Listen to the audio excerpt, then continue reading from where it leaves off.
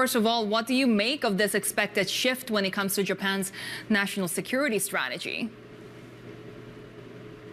I think it ushers in a new era in defense of democracy and for the joint efforts of the United States and Japan that have moved from alliance protection to alliance projection into the region. I really do think it puts a capital D back in deterrence.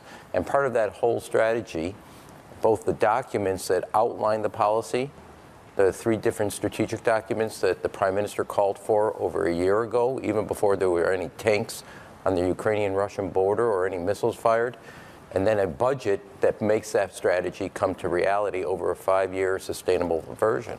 So it's a welcomed addition by America, and Japan is being a full partner with the United States, and not just for our efforts here in Japan, but into the region.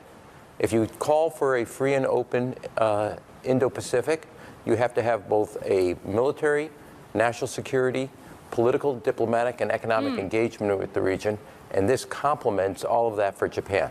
The region includes neighbors like South Korea that will probably not be too happy about Japan's moves. What would strained relations between Japan and South Korea, more than what they are now, mean for the U.S.? Well, as you probably have known and seen, there have been very clear articulation both by the Prime Minister and the South Korean President for better relationships. Both of them have been courageous in taking risk on behalf of that. There's been a lot of discussion and dialogue. You know, there's been over 40 trilateral meetings between the United States, South Korea, and Japan.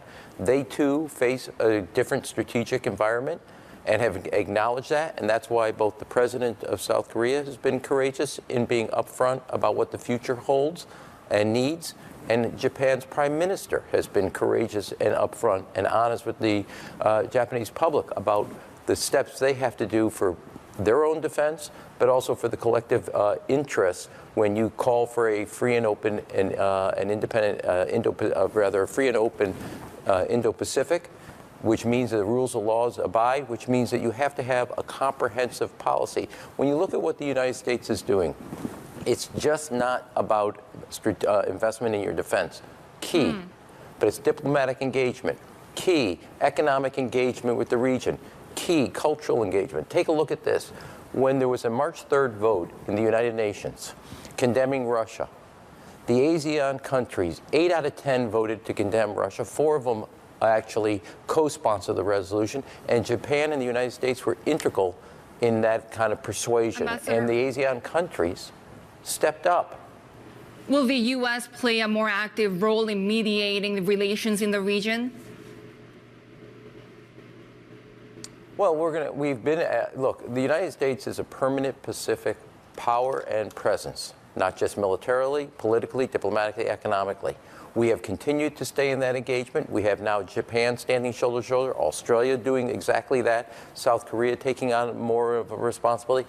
All that benefits, because the one thing China hates seeing is not just the United States, but our allies standing with us in a singular effort strategically to basically back up the principle of a vision of the region that is one that is free from China's dominance and actually has the ability of countries to economically and independently develop. That is what the United States is pursuing.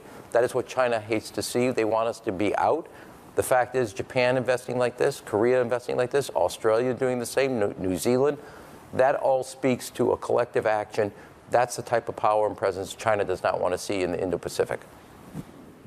How much of that collective action, Ambassador, also, unfortunately, for the U.S. reflects the United States' challenges and presence in terms of military, strategic security dominance in this region in the face of more strategically confident and aggressive China? Well, I mean, take a step back. I mean, I know there's a lot of people that write about this, but the way I look at this, and just kind of in direct terms, we are a permanent Pacific power and presence, not going anywhere, and you can bet long on the United States. That's what our investments across the waterfront of issues. China, we're the rising power. The United States is out of here. If you don't sign up today, we're not going to have a seat for you in a week from now. That's basically the argument and the strategy. And everything we do with our friends and allies is backing up that basic premise. Whether that's with the Philippines and their security of their islands and their EEZ, Japan, it's not only its self-defense, but its values, interests, and principles in the region. That's also true of how we project with Australia. And China does not have allies and friends. They only have subjects. The United States has a shared values, interests, and has allies that actually carry their weight and pull that weight forward with the United States. That is what China does not want to see right here in the Indo-Pacific, let alone around the world. It doesn't get more complicated than that.